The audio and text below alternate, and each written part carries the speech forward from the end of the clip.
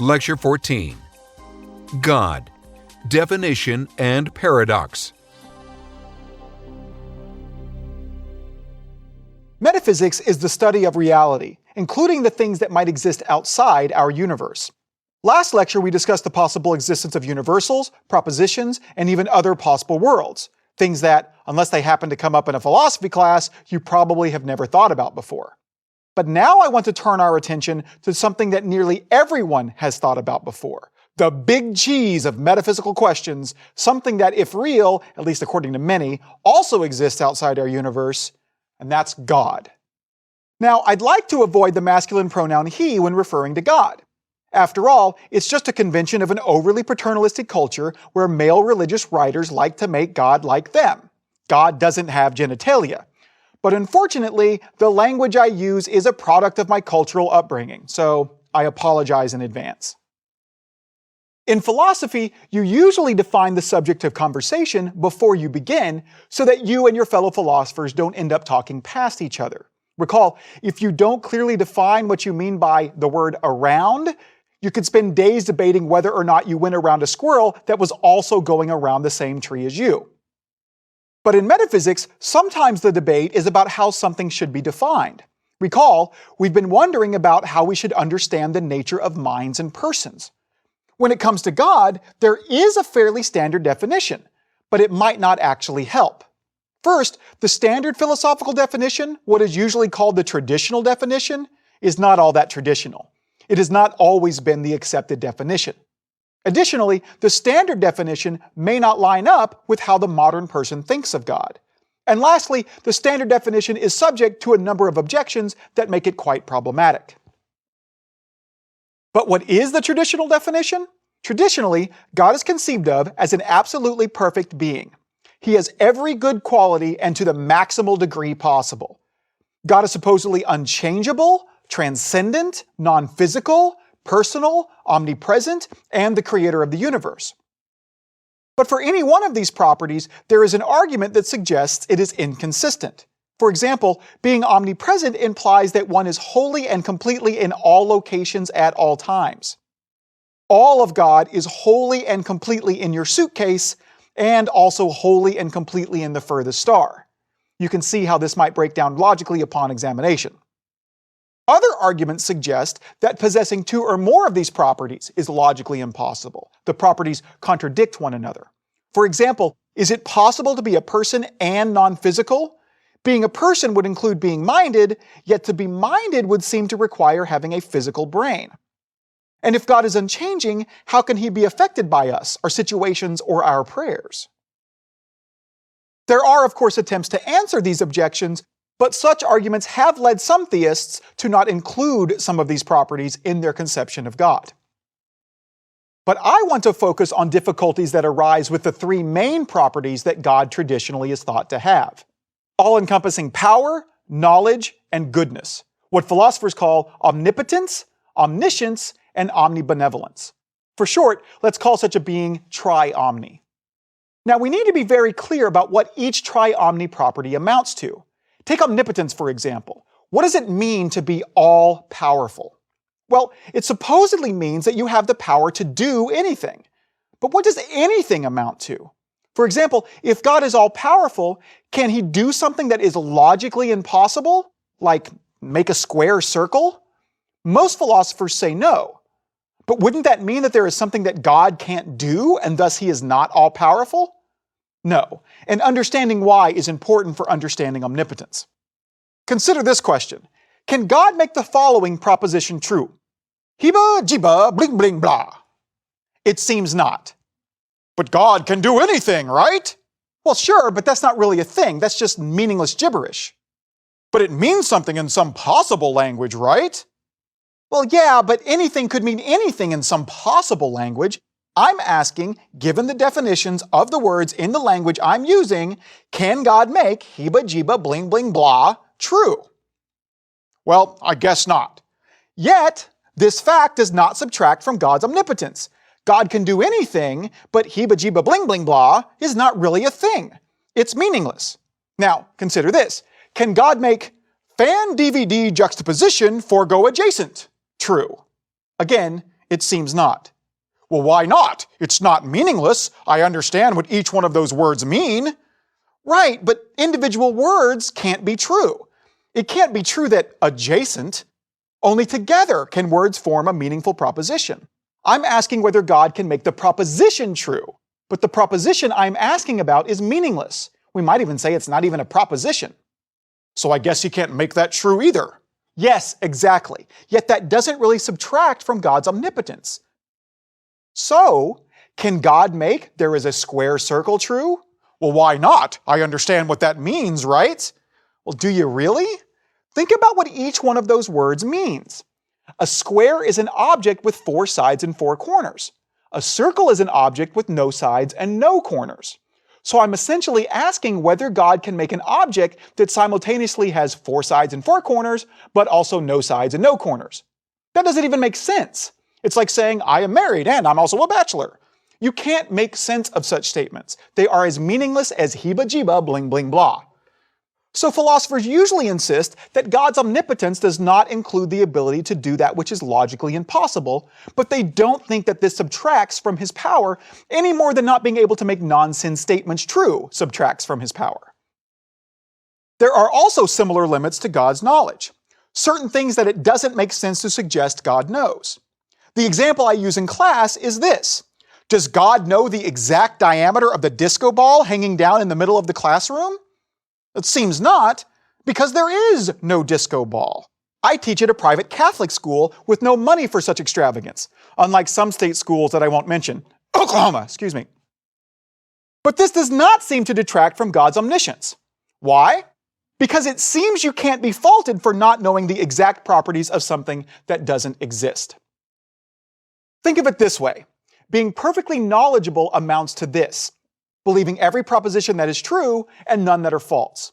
Since there is no disco ball, there is no true proposition about its diameter. So the fact that God does not know anything about its diameter does not mean that he is not perfectly knowledgeable. In short, even though God is all-knowing, he doesn't know anything about the disco ball because there's nothing to know. Open theists, who believe that God doesn't know about the future in order to preserve their belief in human free will, use a similar move to defend God's omniscience. They say God doesn't know the future, but he's still omniscient because he knows everything that is true. Most often, they suggest that there are no true propositions about the future, and thus the fact that God does not know anything about the future doesn't entail that he is not all-knowing. He doesn't know what the future holds, but that's okay because the future doesn't exist to hold anything. God's omnibenevolence, the assumption that God is all good, entails that God is morally perfect. He always does what is morally best, and never does what is evil or less than the best. Some have argued that the mere existence of evil in the world is evidence that an all-good being doesn't exist, at least not one that is all-powerful that could thus eliminate any evil. Allowing evil, it would seem, would never be good, and would certainly not be the best thing to do. So, since there is evil in the world, there must not be an all-good being that would prevent such things. But that might be a little short-sighted. It could be that allowing evil sometimes is the morally best thing to do. Specifically, if allowing a certain evil is the only way to accomplish some greater good, some good that outweighs how bad that evil is, then you would expect an all-good being to allow it. The most commonly cited example of such a good involves free will. God could prevent all humans from ever committing any moral wrong by simply controlling all of their actions. But that would prevent anyone from having free will. And not only does the existence of human free will seem to be a morally good thing in and of itself, but we humans could never do something morally praiseworthy if God always controlled our actions. To paraphrase Augustine, only free actions are morally good actions. You can't get moral credit for doing something good if someone else made you do it. If so, eliminating all evil would come at the cost of eliminating all good, and it's not clear that it would be worth it. Now, that's debatable, and many philosophers debate about whether or not evil counts as evidence against God's existence. Some think that certain evils are so bad, like evil that happens to innocent children or animals, that they can have no justification. Others think the fact that our universe is embedded with natural laws that make things like hurricanes, earthquakes, and diseases inevitable is proof that, if anyone did design our universe, they can't be all good. That's a whole other issue for the philosopher of religion, but for our purposes, it's simply important to realize that being all good doesn't merely entail always preventing what is bad.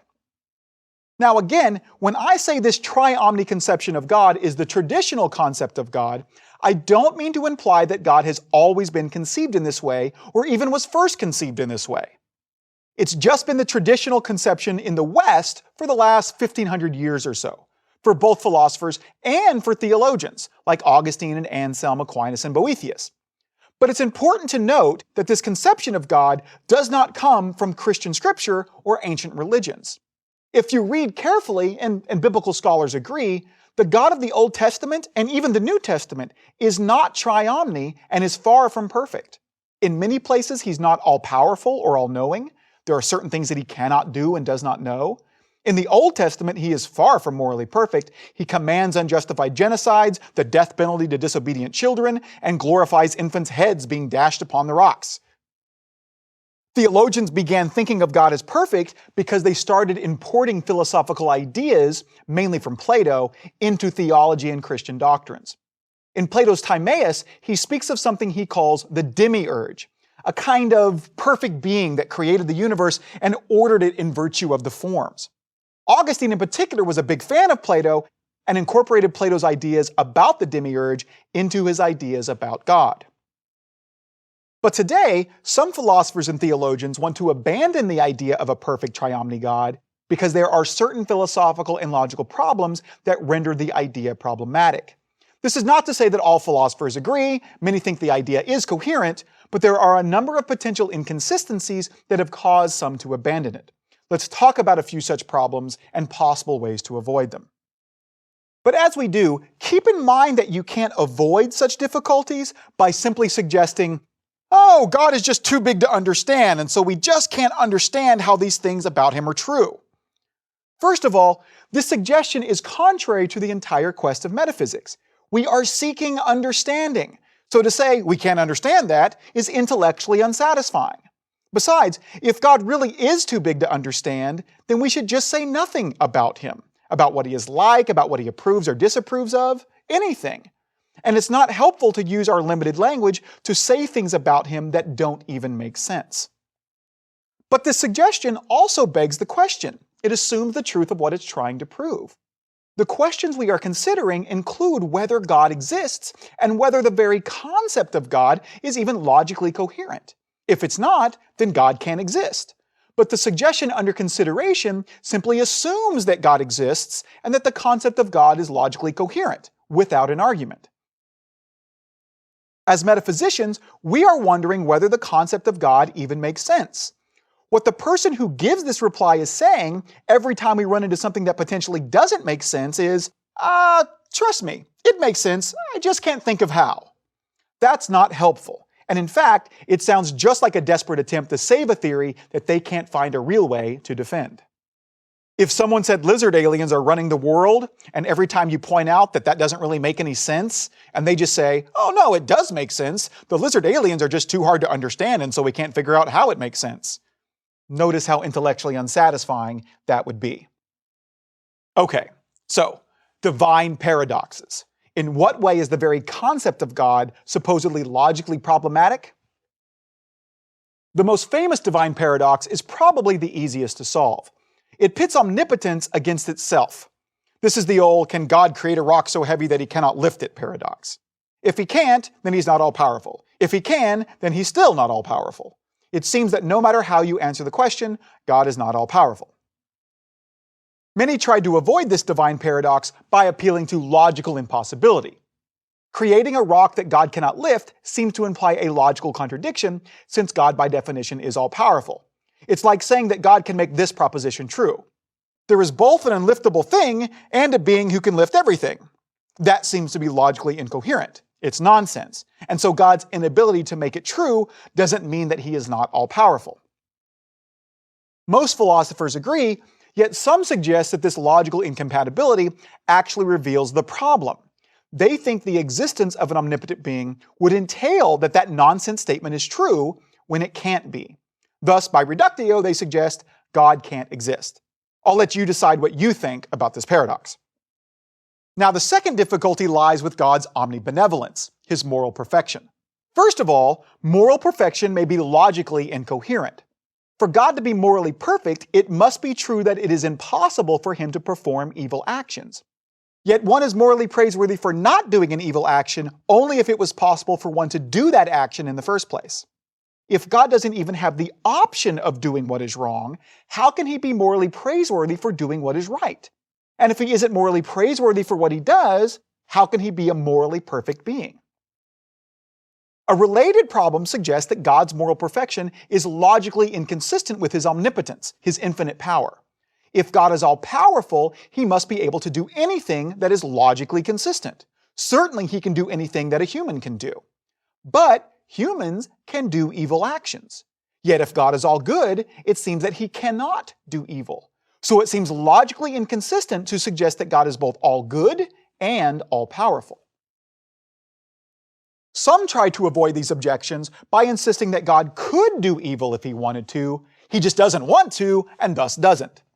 This preserves God's ability to do evil, and thus his omnipotence, and also entails that God gets moral credit for not doing evil actions.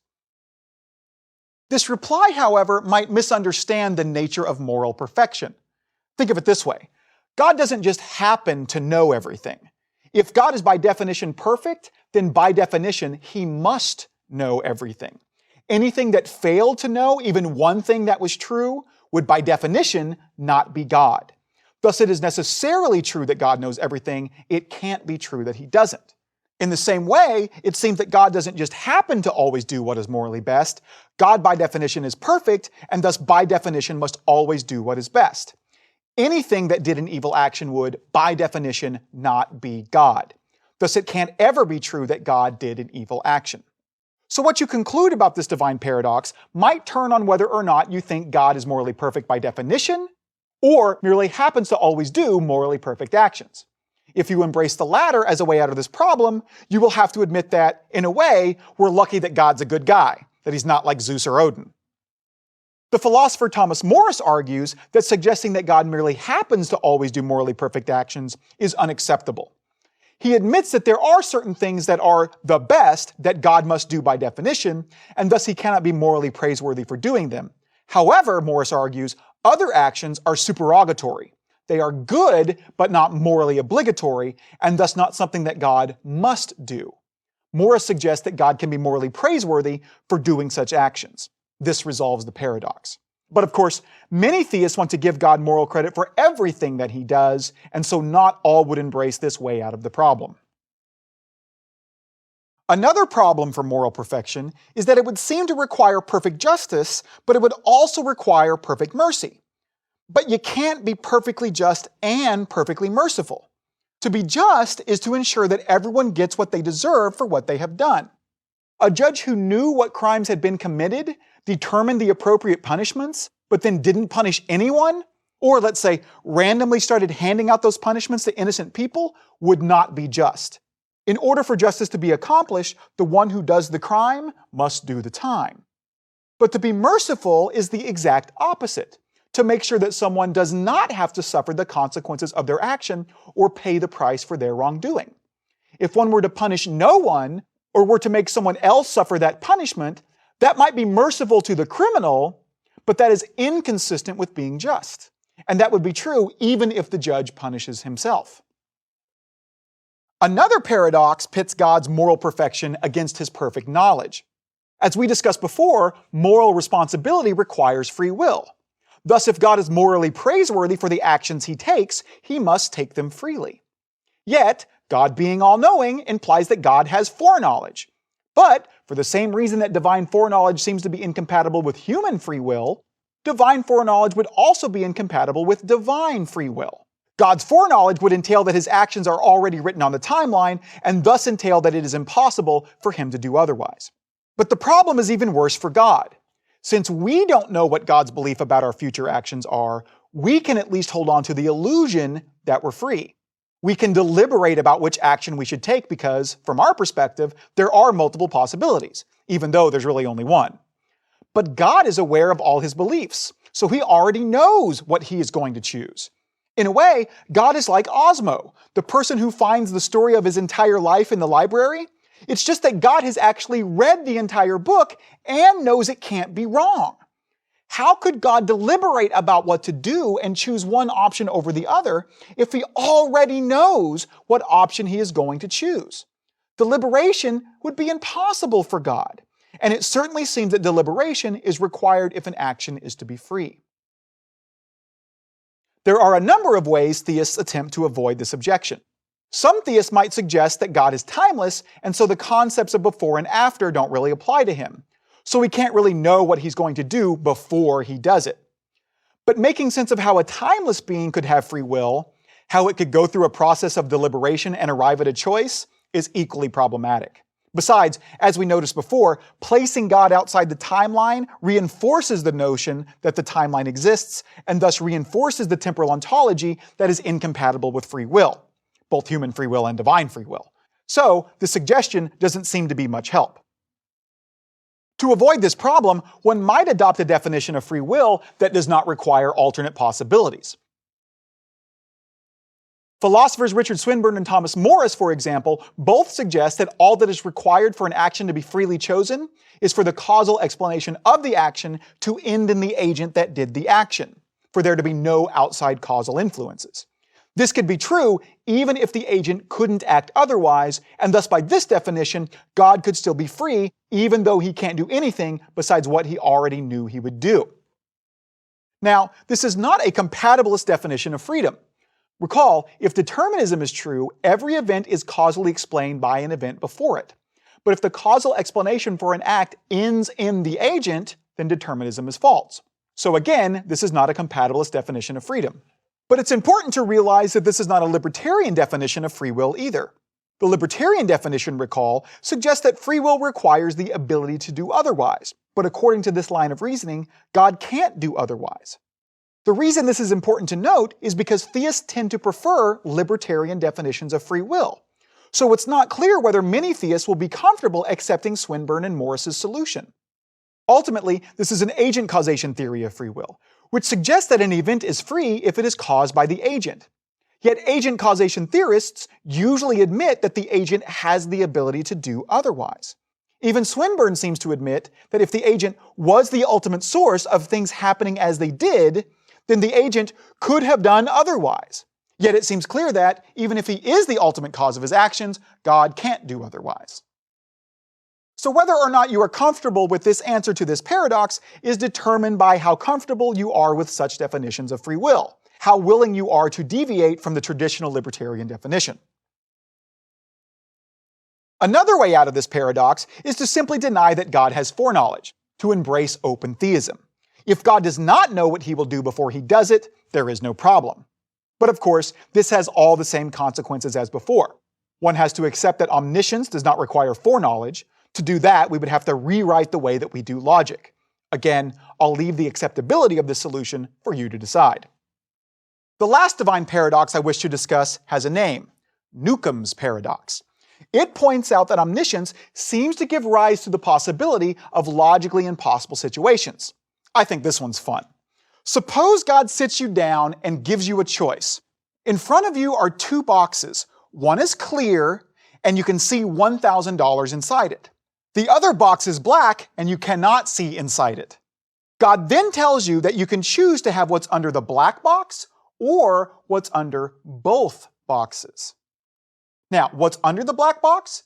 Well, he tells you it's one of two things. It's either nothing or it's $1 million. But here's the catch, he says. His decision about what to place under the black box has already been made, and the money has already been placed. If the million's there, it's already there. If not, it's not. But, he says, I put 1 million under the black box only if I thought you wouldn't be greedy and choose both boxes. If I predicted that you would choose only the black box, then I put $1 million under the black box. If I predicted that you would choose both boxes, I put nothing under the black box. What should you choose? Which choice would maximize the amount of money you would receive? On one hand, you should choose only the black box. Since God is infallible, he would have known your choice and have put $1 million under that box. On the other hand, you should choose both boxes. After all, the action of placing the money is already done, and he either placed the $1 million under the black box or he didn't. If he did, choosing the black box would get you $1 million, but choosing both would get you $1,001,000. If he did not place the million under the black box, then choosing only it would get you nothing, whereas choosing both would at least get you $1,000. So regardless of what he thought you would decide, since the deed is already done, you should choose both. Choosing both boxes is both the rational thing to do and the irrational thing to do. So the existence of an omnipotent being gives rise to the possibility of a logical contradiction being true, and that's not possible. So it seems that the existence of an omniscient being is impossible. The best way to avoid this paradox is to argue that one choice is the most rational one. Philosophers have done just this, but as you can imagine, the debates just go around in a circle. Philosophers are basically split on the issue. If you think that one option is clearly the more rational choice, then this paradox produces no difficulty for you. But if not, this constitutes a serious objection. The idea of a perfect being certainly has not been completely debunked in this lecture, but it does face significant challenges. Those who think these challenges are insurmountable have two options. They can either stop believing that God exists, or they can alter their definition of God so that he is imperfect and thus does not face such difficulties. Those partial to the traditional definition of God will likely argue that someone who does this no longer believes in God because God is, by definition, perfect. Recall, however, that the idea of God being perfect is not that traditional. It was borrowed from philosophy. People talked about God in non-perfect terms for centuries before he was conceived of as perfect. So it's not really clear that you have to think of God as a perfect being. In my experience, suggesting God is not perfect is a common way to protect belief in God, given the difficulties just discussed. Some, like philosopher Harold Kushner, simply bite the bullet and say that he is not all-powerful, that he can't prevent all evil or doesn't have the power to do evil. Others suggest that he is not morally perfect. Maybe he really is vengeful, as the Old Testament suggests. Perhaps he doesn't know everything. Perhaps he is not free and can only do what a perfect being does. Maybe he just is Plato's demiurge. I think it is common among lay people to do the same in the face of these difficulties. They still believe that God exists, but don't necessarily think that he is perfect. In the next lectures, we will be considering arguments for God's existence, and we'll consider arguments that are relevant to both conceptions. The ontological argument is relevant only to the traditional perfect conception. It suggests that a perfect being must exist by definition. The cosmological and teleological arguments may be more persuasive if they merely point to a non-traditional God. But as we consider these arguments, it's important to remember that if an argument fails to establish a specific conclusion, that doesn't mean that conclusion is false. After all, I can give you a bad argument for anything. If an argument fails to establish a conclusion, all that means is that argument fails to establish that conclusion. The conclusion can still be true or false. It's just that if you want to establish its truth, you're going to have to come up with a different argument. If all the arguments fail, well, that just means that belief in God will have to be a matter of faith, not something that can be established by logic and reason. And that by itself, hopefully, won't be too surprising.